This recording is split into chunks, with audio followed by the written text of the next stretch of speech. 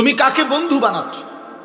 এজন্য স্ত্রী একজন বন্ধু, স্ত্রী একজন সঙ্গিনী, যে আমার জীবনের লম্বা সময়ের এজন্য নবী সাল্লাল্লাহু আলাইহি সাল্লাম বলছে স্ত্রী নির্বাচনের ক্ষেত্রে ফাজফার বিজাতি দ্বীন, তুমি দ্বীনকে প্রাধান্য দিও।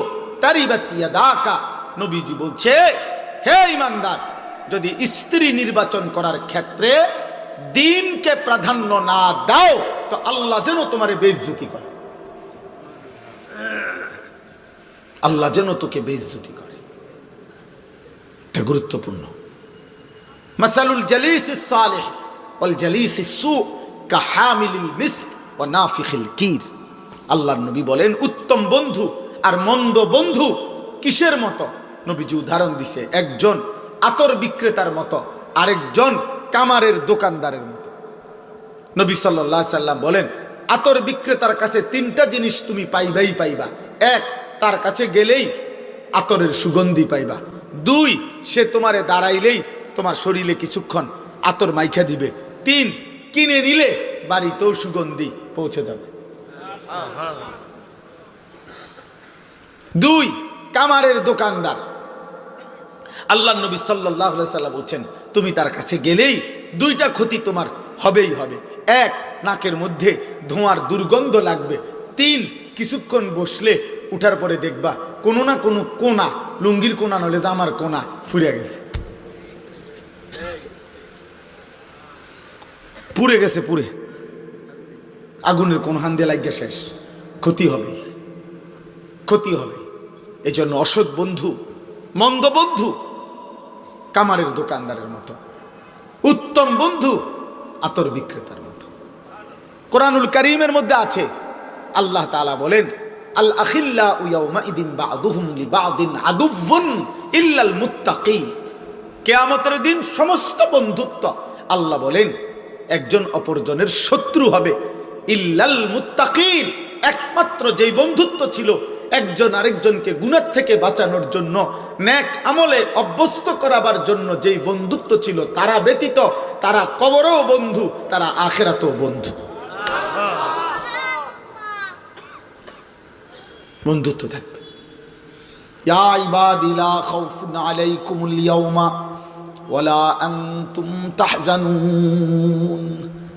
সেদিন আল্লাহ ওই বন্ধুদেরকে আল্লাহ ডাক দিয়ে বলবে হে বন্ধুগণ, আজ হাসরের ময়দানে তোমাদের কোনো ভয়ও নাই, চিন্তাও নাই। তো আল্লাহকে বন্ধুরা জিজ্ঞেস করবে মাওলা ভয়ও নাই, চিন্তাও নাই, তার দ্বারা থেকে লাভ কি? কি করতাম কোন? তা আল্লাহ বলবেন উদখুলুল জান্নাতা আনতুম ওয়া আজওয়াজুকুম তুহবারুন। বন্ধুরা মিলে মিশে হাত ধরাধরি করে গলাগলি করে আমার জান্নাতে ঢোকো। সুবহানাল্লাহ।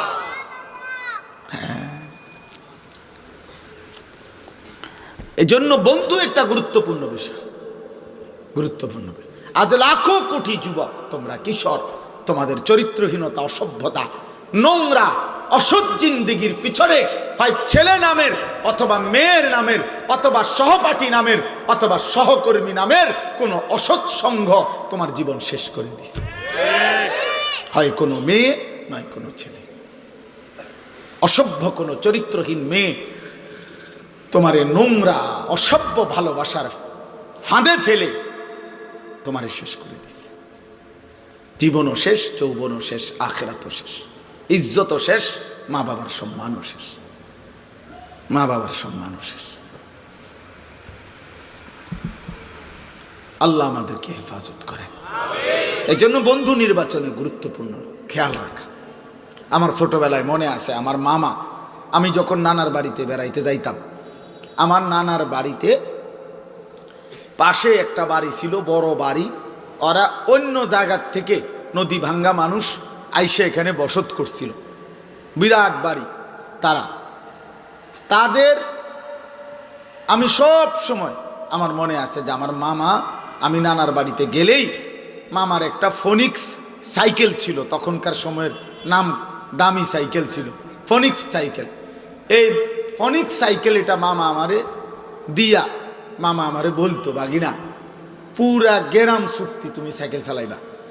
সাইকেল চালাইতে চালাইতে মামুর সাইকেল যদি ভাঙ্গা যায়, মামার কোনো দাবি নাই, তবে শুধু একটা শর্ত বাগিনা, এই বাড়ির দিকে যাইতে এনকার ফুলানির লগে যাইতে না, এগোর লগে চললে তুমি যদি যাও মামু তাহলে মারিলাম।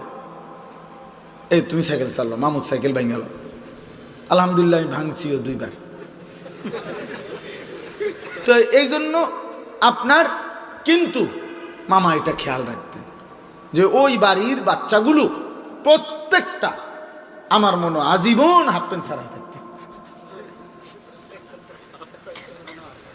তাইলে বোঝা গেল মানুষ তো এটা ভদ্র মানুষ, বিবেকবান মানুষ, এটা খেয়াল রাখে আমার 3 বছরের বাচ্চা 6 বছরের বাচ্চাটাও যেন মন্দ বাচ্চাদের সাথে না উঠা বসা করে। তাইলে বাবা যদি 3 বছরের বাচ্চার ব্যাপারে এটা যত্ন নেওয়া হয়, তাহলে 16 বছরের ছেলেটার ব্যাপারে এই যত্ন নেবে না কেন? 12 বছরের অভিভাবক, 14 বছর বয়সী ছেলে মেয়ে, আপনি অভিভাবক যারা, আপনারা কি একবারও ভাবেন না যে আপনার 12 বছরের ছেলেটা তার সমবয়সী যেই ছেলেগুলোর সাথে চলে, ওই ছেলেগুলো একটাও 1 ওয়াক্ত নামাজ পড়ে না এমন অসভ্য বেয়াদবদের সাথে চলে, আপনার সন্তান কি শিখবে? বেটা আপনি বোঝেন না? আপনি বোঝেন না এটা? আপনার 14 বছরের মেয়ে এত কম বয়সে এত সাজগোজ শরীর প্রদর্শন করা পর পুরুষের সামনে রাস্তায় এতটা আগ্রহী হয়ে গেল, কে তারে এটা শিখাইল? তার দাদি, তার নানি, কে তারে শিখায়? এই জন্য অসৎ সঙ্গ, প্রিয় যুবক ভাই, কিশোর ভাই, নওজোয়ান ভাই, আলহামদুলিল্লাহ অনেক নওজোয়ান দোস্ত আমার, বন্ধু আমার, প্রয়োজনে একা চলো মন্দ বন্ধুর সাথে চলার চাইতে। হযরত হুযায়ফা রাদিয়াল্লাহু তাআলা আনহুকে নবী সাল্লাল্লাহু আলাইহি সাল্লাম বলছেন, ওয়ালাউ আনতা আদা বিআসলি শাজারাতিন হাত্তা ইউদরিকাকাল মাউত ওয়া আনতা আলা যালিক। বলছে হুযায়ফা, জীবন চলার পথে যদি কাউকে না পাও, প্রয়োজনে একা গাছের গোড়ালি মারির দাঁত দিয়া কামড়াইয়া ধরে হলেও আল্লাহর দ্বীনের উপরে একাই থাকবে, একাই। রাসূলুল্লাহ সাল্লাল্লাহু আলাইহি সাল্লাম বলছে, বুখারী রিওয়ায়াত, বুখারী শরীফের স্পষ্ট হাদিস কিতাবুল ঈমানের মধ্যে আছে, আল্লাহর নবী বলেন, একটা সময় আসবে আমার উম্মতের সামনে, যে সময় একজন মুমিন, একজন মুসলিম তার ঈমানের হেফাজতের জন্য, আখিরাতের হেফাজতের জন্য, দ্বীনের হেফাজতের জন্য একটা দুধওয়ালা ছাগল, একটা দুধওয়ালা বকরি নিয়ে জঙ্গলে পাহাড়ের উপরে বিচ্ছিন্ন একাকী জায়গায় আশ্রয় নেবে, এই জন্য যে আমি আমার জীবন একাই কাটাবো, একটা বকরির শুধু দুধ পান করে জিন্দিগি পার করব, তবু আমার আল্লাহর দ্বীন আমি ছাড়ব না। ইউশিকু আন ইয়াকুনা খায়রা মালিল মুসলিমি গানামুন ইয়াতবাউ বিহা শাআফাল জিবাল ওয়া মাওয়াকিআল কাত ইয়াফিরু বিদীনিহি মিনাল ফিতান। ফিতনা থেকে বাঁচার জন্য, দ্বীন হেফাজতের জন্য একাই একটা ছাগল দুধওয়ালা নিয়ে চলে যাবে। আল্লাহ রাসূল বলছে সেটা হবে, সেটা হবে, চিরেই হবে। তাইলে এবার আসেন ওই পিছনের কথায়। রাসূলুল্লাহ সাল্লাল্লাহু আলাইহি সাল্লামের চাচা মারা গেলেন, আল্লাহর নবী তখন বললেন, লা আস্তাগফিরান্না লাকা মা লাম উনহা আনকা। চাচা, আমি আল্লাহর কাছে পুনরায় আবার আপনার জন্য ক্ষমা প্রার্থনা করব।